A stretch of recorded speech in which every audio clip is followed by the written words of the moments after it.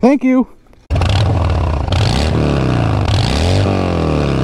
What is up, peoples of YouTube? I'm the Motorcycle Mick, and today we are looking at my new helmet. Maybe you saw my Generation 1 of Toothless, but Gen 2 is complete, and it looks dope as hell. So excited to have this helmet. I will say right now that this video today is sponsored by Wolverine Harley-Davison. It's where I got my motorcycle. Whole staff there is awesome, and they'll take care of you. Hey, it's future me. If you want to subscribe to the channel, hit that subscribe button down below. I'm up to 240 subs now. It's been 4 months, a long path. I appreciate all the support and the subs I've gotten. Love all you guys. And don't forget to leave that thumbs up. And don't be part of that 80% that's not subscribed. I do upload our videos every Tuesday and Thursday around 3 o'clock Eastern Standard Time. Everyone knows I'm very picky about my helmets, and you might have seen that in the video. So when I was going around looking for a helmet, I really wanted something that would fit me in the way I am, and also be able to do what I did to my first helmet, which was a belt qualifier. Well, guess what? I turned back to the company I knew. Wolverine helped me figure this out and find the perfect helmet for me, which is this Bell SRT Modular helmet. Now, to go over a little bit of the specs, let's jump to me real fast to point some things out. And here I'm going to show you guys a couple of the features and an outside view of the helmet before we jump into how this helmet affects my riding, how I feel in it. So without any more hand motion, let's get the helmet. This is the Bell SRT I've been talking about. I freaking love it. Some of the things that you notice is I've got my camera mounted on here again on my forehead. Got my fins on, got my little, whatever you want to call these down here. Toothless V2 is alive. And so I want to show you some of the cool features, and some of them don't work as well because I have to have my camera mounted weird, so bear with me. First off, we're starting with the top vent. Got one big top vent up here. I have my mount in the way, so it kind of screws me a little bit. Got a big chin vent down here. Works pretty well. Use the defog. I'm going to talk about all this stuff later, so don't just jump in and be like, oh, he's just showing us stuff and not talking about it. I'm going to talk about this stuff later in the video as I'm going through each of these things. I'm just here to show you the helmet because this thing is beautiful. And that gold visor from Bell is awesome. We pop this up and we open up the visor. You might be able to see a little bit in there. It's kind of dark out. Do apologize about the light. Got back later than I expected. If we get up in there close, you can see it does have a set of iPro that pops down on there. This is a modular, so it does have the feature to open and close the chin, but once again, because of my setup, I can't use it, but that's not the point. I really like this because of the drop-down glasses. If I did ever want to not record with this helmet, I would have my 3/4 on there perfectly fine. Oh, by the way, that right there is a little tab for going up and down. I tried to get a little more light going on, but it's not really helping, and the sun's fading, so I got clouds, so I'm kind of screwed. If we do look inside, got a nice soft finish. Do have my Senna mounted on here. All of my comms and everything are actually mounted in a position where I could open this. My Senna mic's right here, and my other mic's tucked up where it normally is. It does have the speaker pockets. It does have these cool kind of neck curtains for the side of your neck. It's all tied into the cheek pads though, so it's kind of a pain in the butt, but then we got the standard D-ring. Back to me now on the motorcycle. Now that I've pointed out some of the things that the helmet has, let me talk about how they affect my riding. Now, if I didn't have my camera mounted on the top of my forehead, then having that flip-up modular design would be perfect. As you saw me talking about it, you realize that I have a mount there because that's where I mount my GoPro, because of my windshield. But if I didn't have it, it'd be perfect to flip this thing up, flip it down. It does have little flip-down visors like you saw. Got the little black ones, and those come in handy for people that are actually just buying the shield. If you're looking just to buy a helmet and you don't have the money to afford a new shield for the helmet of whatever color or dark smoke or whatever you're looking for, then you have that shield already available to you because you have the clear ones that already on the helmet, and then you got the visor that kicks down, which is really nice. It is a perfect helmet for riding. It should be fair to point out that the Bell SRT and the SRT Modular are pretty dang close in design to each other, and there's only a couple things different between them. With this helmet, it comes in at a pretty good price point for a modular helmet, and the comfortability of it and all the features and the riding comfort of it. If you aren't looking to flip your face up all the time, then a regular SRT might be good for you. It's better on price. The couple differences between that is the SRT does not come with a flip up face. It does not come with the cool little black shades inside the helmet. When it came to fitting all my electronics in this helmet, it was actually quite easy. Even though it is a modular, I still wanted to be able to maybe use that feature one day. So I have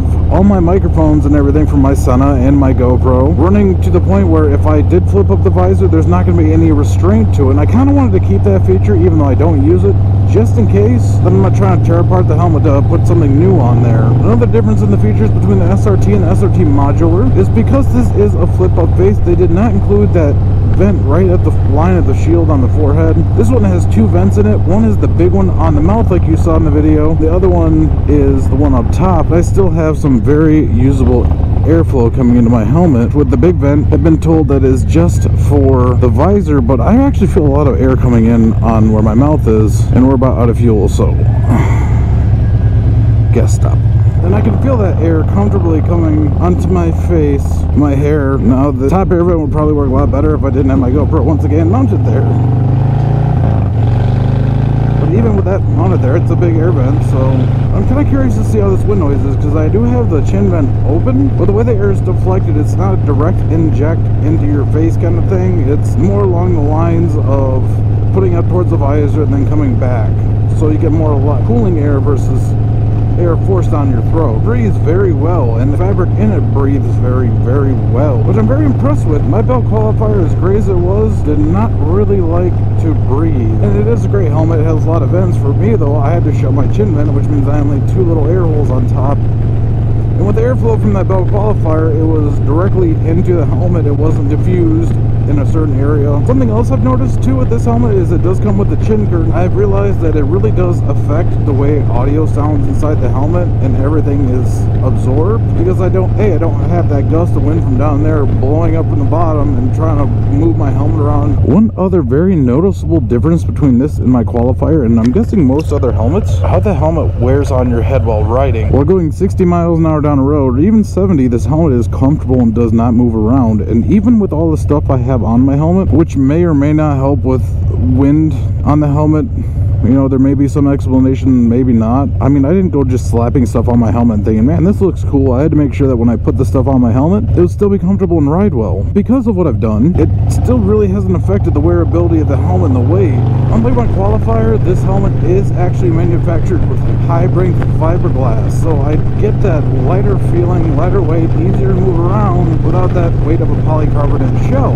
Also, something about fiberglass construction, it actually absorbs impact better than polycarbonate, because polycarbonate is very hard, very inflexible, but also has that hard protection to it, which may also affect the way your head bounces or anything like that during an accident. With a fiberglass helmet, it absorbs the impact. It can damage the helmet but absorb the impact because of the way it's constructed. It's not made just to bounce, it's made to absorb the impact, and that's when you step up to something like MIPS with a polycarbonate shell. And some of these helmets even have MIPS in it, which is just a little piece of plastic that moves around. I think I've said that before, but just thought I would throw it out there. Fiberglass is kind of a newer, safer version. I don't know if you say safer, but just the way they're constructed, the way they're made to absorb impact, makes it feel better on your head, and it's lighter weight. This helmet itself doesn't weigh that much less than the belt qualifier, but also on my head it feels lighter because the way it's evenly balanced with distribution of weight and where your head is. So I'm not trying to fight to keep my head up as much. The way they designed this helmet was to be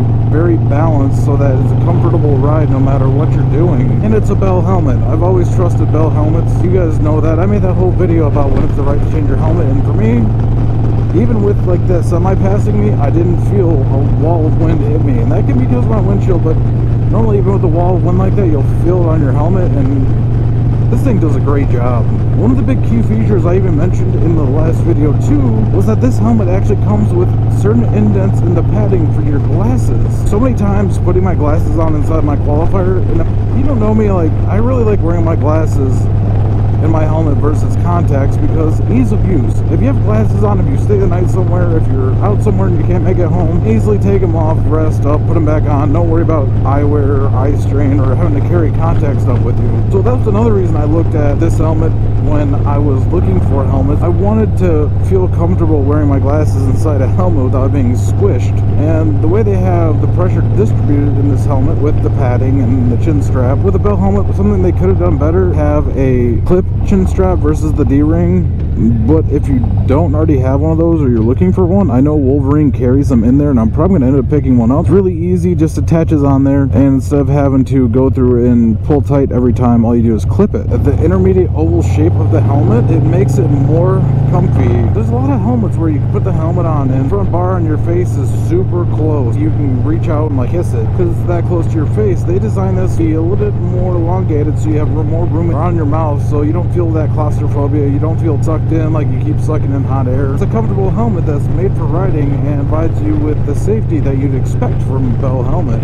Now this helmet does have something they call fog prevention in it, help prevent fogging, and I found out it works pretty well, but I have a problem with my glasses fogging, so I kind of deters the issue. So it's not an issue with the helmet. If you worry about the fog prevention, this helmet actually does it very, very well. One of my favorite things, when you close the helmet, you hear it seal. You're not going to have any of those air leaks, air bleeds, anything that's going to get into the helmet. The seal on it works very well.